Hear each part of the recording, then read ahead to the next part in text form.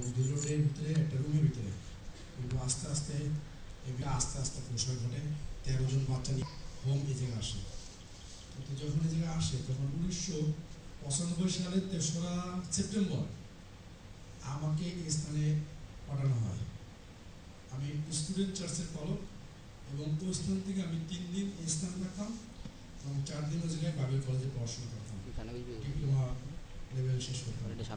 কিন্তু আমার বয়স, আলবার্ট তোমার বয়স কত এখন? 19। আলবার্ট হচ্ছে একটু বড়, 22 বছর বয়স শেষ আমার। এবং আমরা এসএসসি পরীক্ষা দিয়ে আসছি, দিয়ে মাত্র বাবেল কলেজে ভর্তি হয়েছি এবং সেই সময়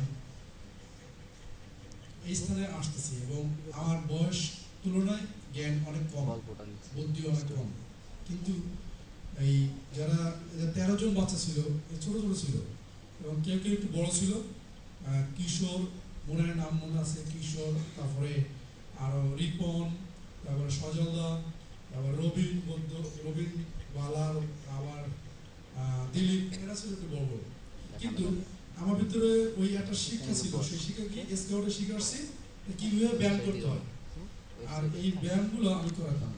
কিন্তু আমার একটা বিষয় খুব ভালো করে মনে আছে যে আমি যখন ব্যায়াম করতাম আমার হাতে একটা লাঠি থাকতো, ব্যাগ থাকতো।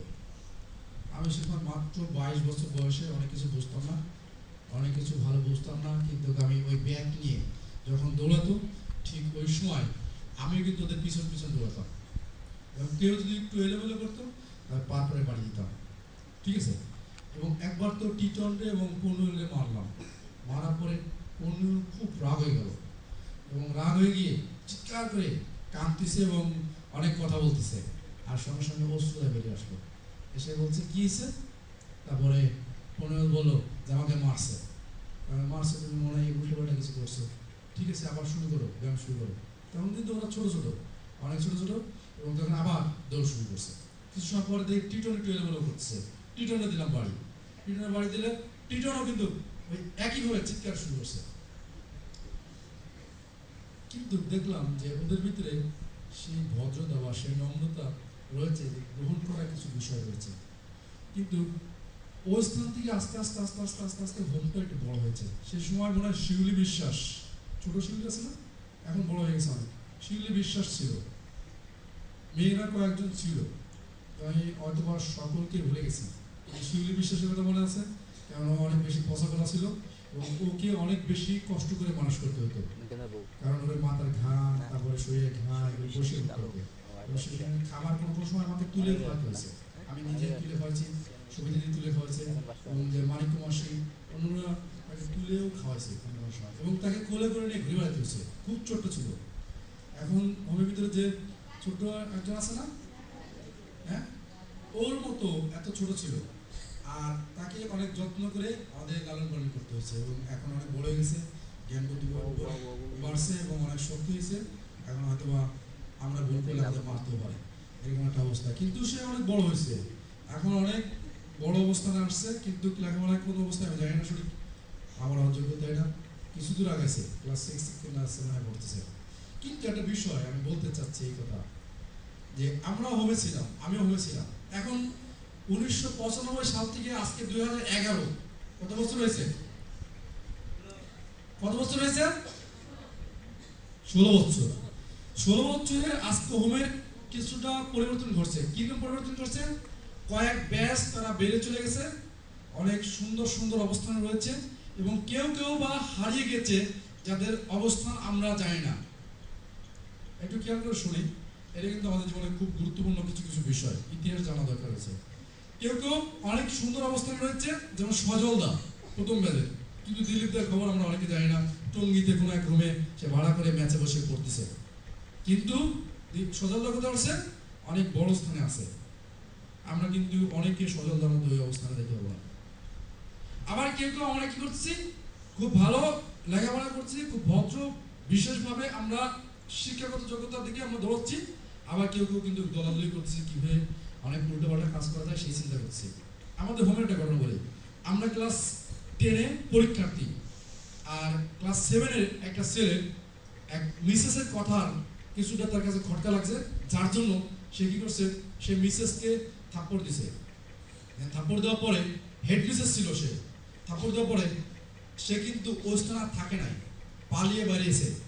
কিন্তু আমার সঙ্গে তার সঙ্গে অনেক দিন পর দেখা গেছে, এবং দেখা হওয়ার পরে তার শরীরের অবস্থা দেখি খুব রোগা। সে কিন্তু ঘরের ভিতরে খেয়ে দিয়ে অনেক ভালো স্বাস্থ্য ছিল, নাম ছিল স্বপন। হ্যাঁ, কিন্তু এই ছেলেকে আমি যখন দেখেছি তখন তার স্বাস্থ্য খুব ভালো, কিন্তু যখন সে বড় হয়েছে তখন দেখি এই অবস্থা। তাকে খোঁজার জন্য অনেক স্থানে লোক পাঠানো হয়েছে, কিন্তু সে তার বাড়িতে যায় না, বিভিন্ন স্থানে সে যায় না, কিন্তু সে গেছে মানে পুরো দক্ষিণ দিকে, একদম মানে বাংলার শেষ প্রান্তে সমুদ্রের কাছে চুনকুড়িতে।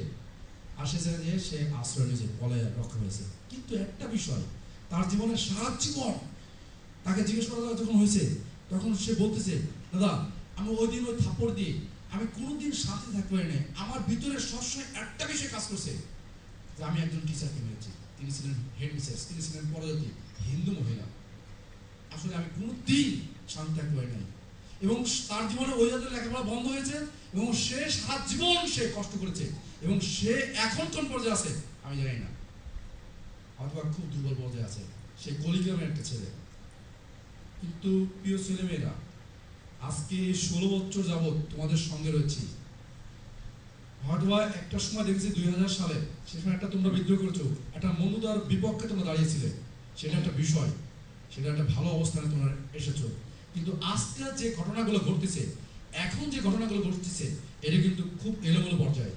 আমি তোমাদেরকে একটা কথা বলি, যে তোমরা যারা মারামারি করতেছো, যারা এভাবে মানে উল্টোপাল্টা ব্যবহার করতেছো, জীবনে কিন্তু এই ধরনের দীক্ষা আসতে পারে। এবং প্রভু থেকে যদি সেই দীক্ষা আসে, তাহলে কিন্তু জীবনে কোনোদিন শান্তি অনুভব করবো না, কোনোদিন না।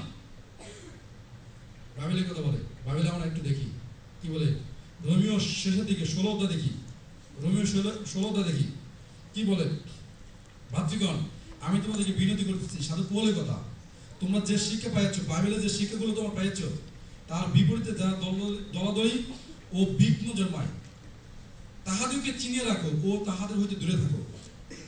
যারা দলাদলি এবং বিঘ্ন জন্মাচ্ছে আজকে এই পর্যায়ে এসে, হোম পর্যায়ে এসে, যারা আজকে আমাদের কথা শুনতেছে না, যারা আমাদের থেকে অনেক দূরে রয়েছে, তাদেরকে চিনে রাখতে বলছে বাইবেল।